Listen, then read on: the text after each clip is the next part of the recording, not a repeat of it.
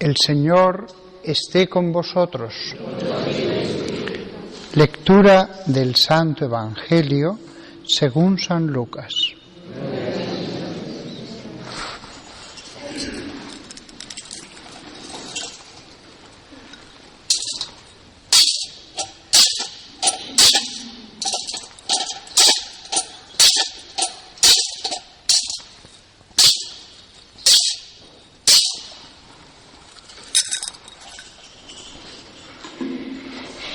El primer día de la semana, de madrugada, las mujeres fueron al sepulcro llevando los aromas que habían preparado. Encontraron corrida la piedra del sepulcro y entrando no encontraron el cuerpo del Señor Jesús. Mientras estaban desconcertadas por esto, se les presentaron dos hombres con vestidos refulgentes. Ellas, despavoridas, miraban al suelo. Y ellos le dijeron: ¿por qué buscáis entre los muertos al que vive? No está aquí, ha resucitado. Acordaos de lo que os dijo estando todavía en Galilea. El Hijo del Hombre tiene que ser entregado en manos de pecadores, ser crucificado y al tercer día resucitar. Recordaron sus palabras. Volvieron del sepulcro y anunciaron todo esto a los 11 y a los demás. María Magdalena, Juana y María la de Santiago y sus compañeras contaban esto a los apóstoles. Ellos lo tomaron por un delirio y no las creyeron. Pedro se levantó y fue corriendo al sepulcro. Asomándose vio solo las vendas por el suelo y se volvió admirándose de lo sucedido.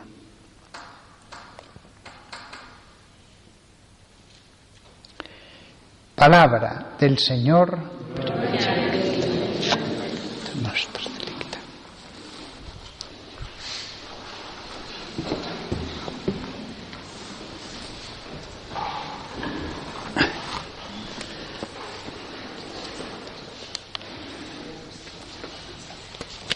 Los que lo deseéis podéis apagar las velas, los que queráis podéis seguirlas teniendo encendidas.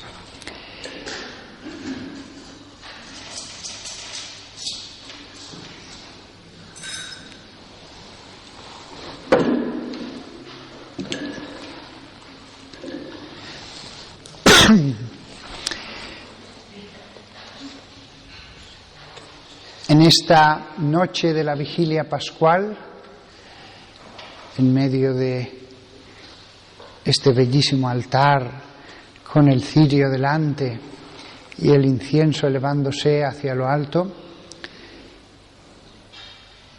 lo que más me apetece hablar, primero de todo, es de esta semana, lo que antiguamente se llamaba la Gran Semana y Santa que llevaba a la Pascua. Los cristianos en todo momento deberíamos orar, pero si hay durante todo el año un tiempo en el que deberíamos sentirnos más invitados a orar, es en esta semana que es santa, que ha pasado, cuya culminación es este día que comienza esta noche. Esta semana, si los cristianos fueran perfectos, debería ser una semana de oración. Con unos cristianos perfectos, todos deberíamos hacer un retiro espiritual al año. Sea dicho de paso, yo me marcharé el próximo lunes hasta el sábado de retiro espiritual con otros sacerdotes. Pero si deberíamos hacer un retiro espiritual, la Semana Santa debería ser como una semana de retiro, pero en nuestras casas, con nuestras familias, más dedicados a la lectura de la palabra de Dios, a la adoración del Santísimo, con más presencia de Dios, tratando de vivir la semana última de vida antes de la muerte de Jesús. Y para ayudarnos a vivir esa semana, la Iglesia nos invita a la entrada de Jesús en Jerusalén en el Domingo de Ramos. Y es fácil imaginarse la escena porque en grandes ciudades como esta no solamente llevamos una imagen de Jesús sobre un pollino en alto de un modo tan realista, sino que además todo lo que hay alrededor, las palmas, la masa de gente, todo invita a recordar esa entrada de Jesús en Jerusalén. Y finalmente, lo mismo que Jesús iría directo al templo, la procesión, después de un recorrido, pues aquí de más de 3/4 de hora, entra en la catedral. Durante los siguientes días nos acordamos de Jesús orando y enseñando en el templo.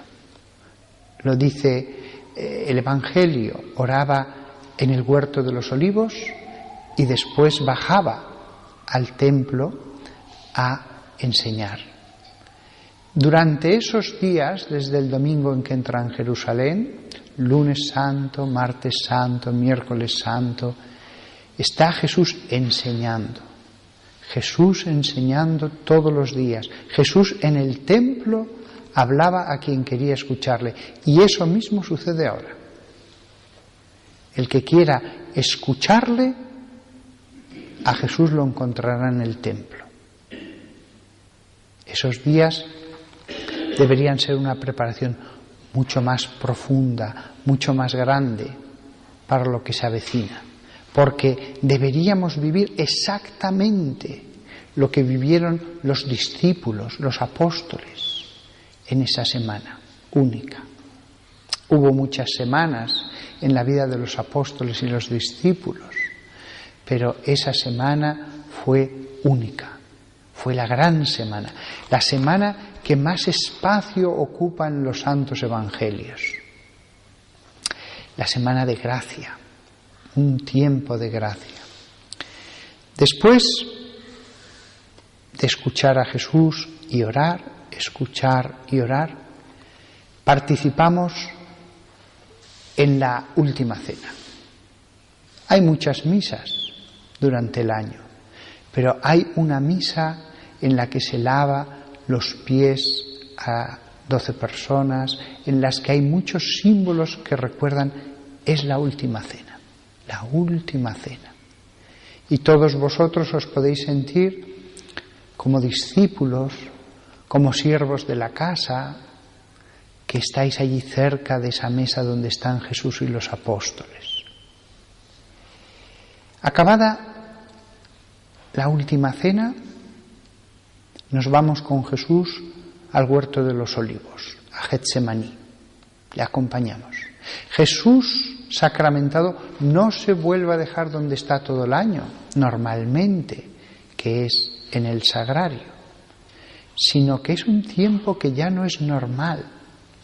Por eso, para expresarlo de un modo visual, en todas partes de la Iglesia se deposita a Jesús sacramentado en el monumento, un lugar especial en honor de Él, pero que no sea el lugar del sagrario, para que quede claro, estos días son especiales.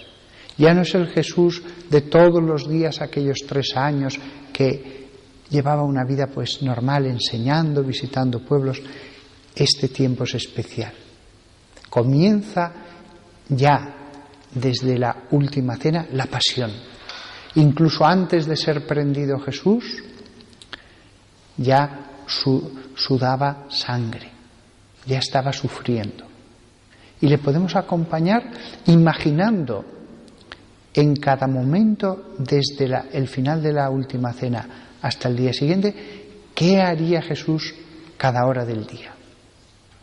¿Qué haría Jesús en este momento? Pues ahora iría al huerto de los olivos. Ahora estaría allí orando. ahora estaría siendo prendido, ahora llevado a casa de Anás. Y podemos seguir la lectura del Evangelio mientras oramos. Podemos acompañarle toda la noche si lo deseamos.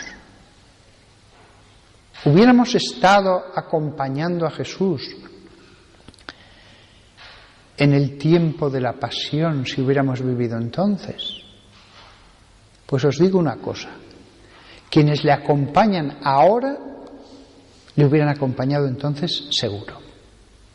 A lo mejor viéndole también le hubieras acompañado en esa época y ahora por no verle no.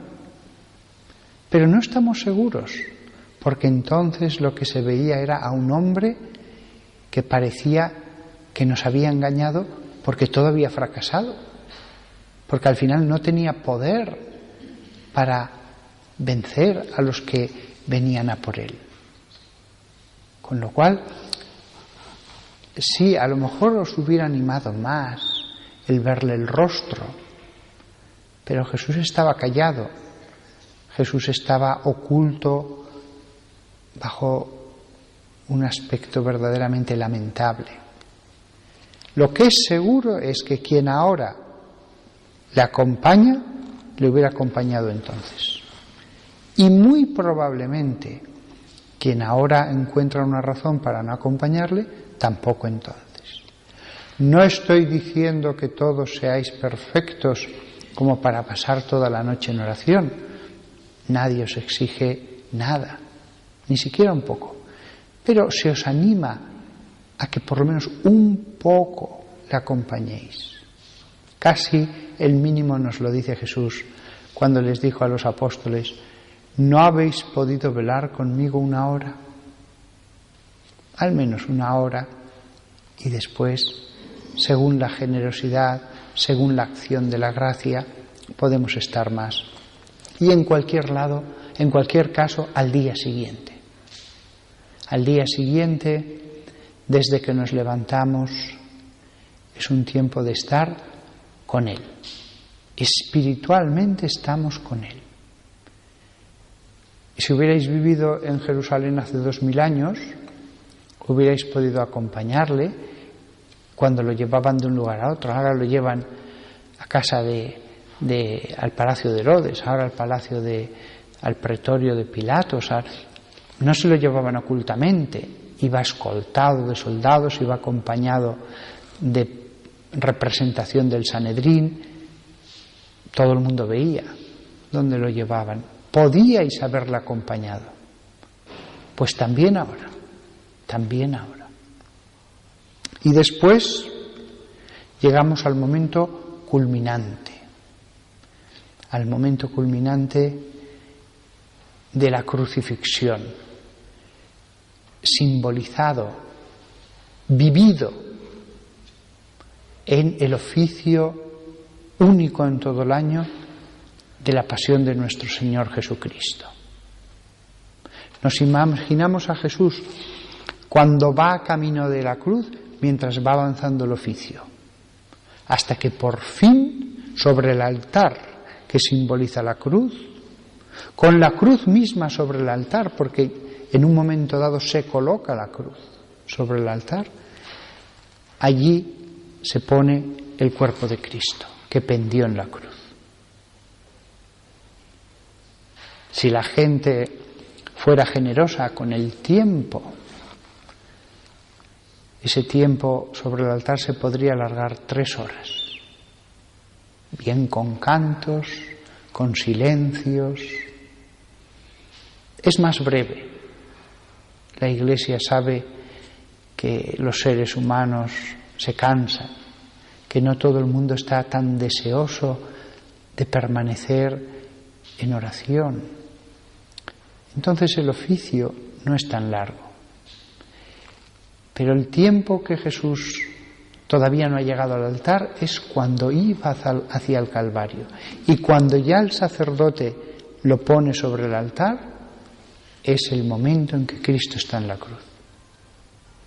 Y en ese momento se nos permite el recibirlo.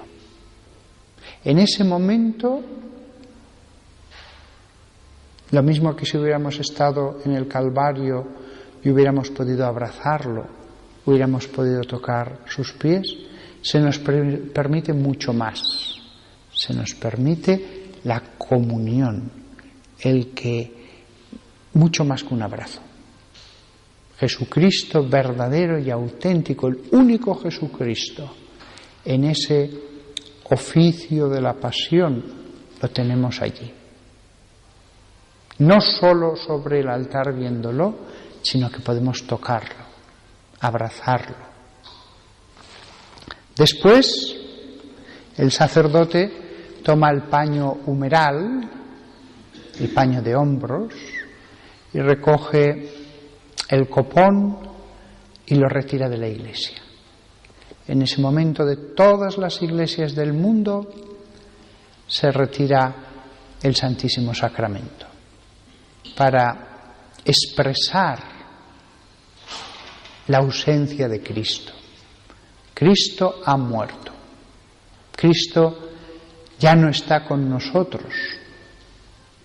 Y entonces el sacerdote sale de la iglesia, sea una catedral, sea una basílica romana o sea una humilde iglesia de pueblo, el sacramento sale fuera y se guarda en la sacristía o en otra dependencia bien custodiada, pero fuera de la iglesia. Eso representa el sepulcro de Cristo. Y el sepulcro de Cristo en este convento, pues es una sala en la que, lo mismo que se simbolizaba la losa de Cristo, pues una mesa sobre la que se coloca el copón y encima un velo, y después se cierra la puerta, la cerramos con llave, corremos el arcón como si fuera la piedra del sepulcro y después con un cordón sellamos auténticamente con un sello ese cordón, lo mismo que si fuera un lacre.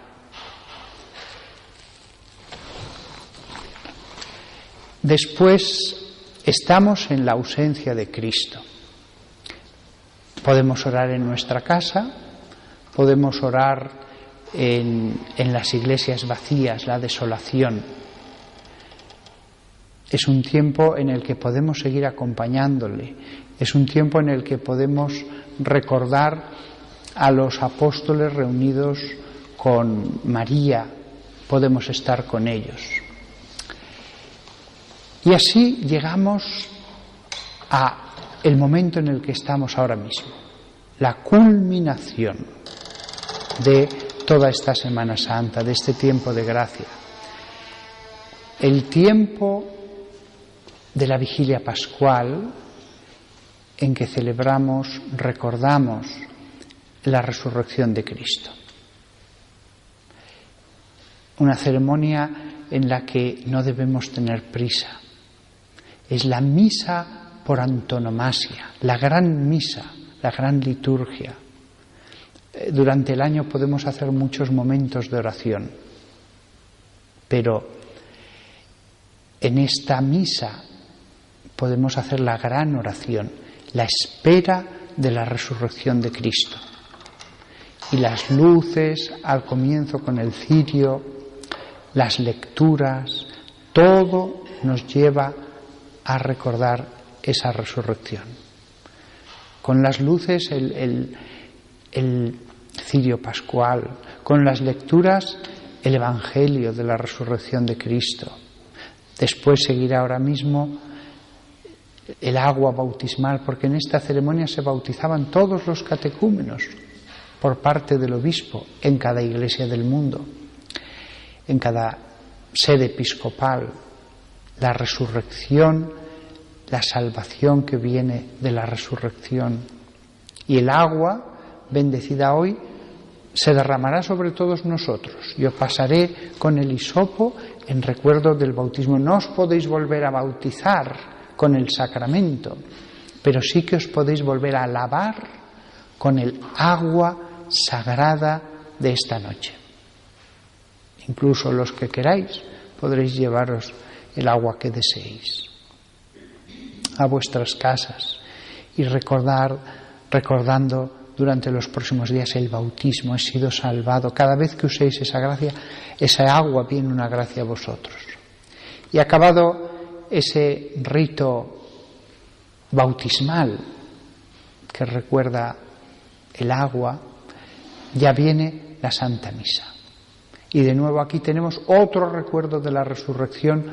Cuando Cristo aparezca sobre el altar, es como cuando apareció ante los apóstoles reunidos en el cenáculo. Esta noche, vivida con tranquilidad, sin prisas, en oración, es una noche que santifica, que da gracias al alma.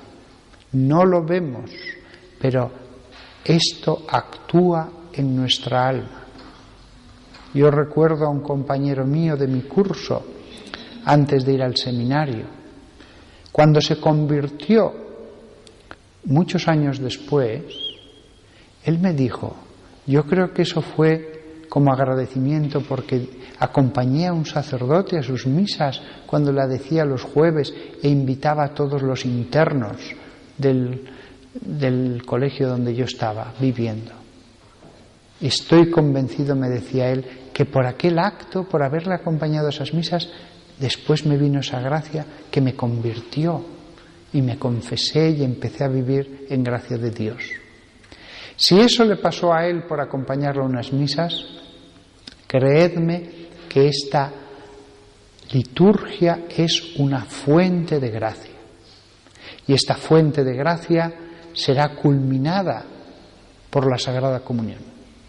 Os podréis encontrar con Jesús a solas, con Jesús resucitado, verdaderamente con su cuerpo, Él, como si estuviera aquí delante de nosotros y entráramos en una habitación a hablar a solas, a poderle tocar las manos, abrazarle, postrarnos ante sus pies.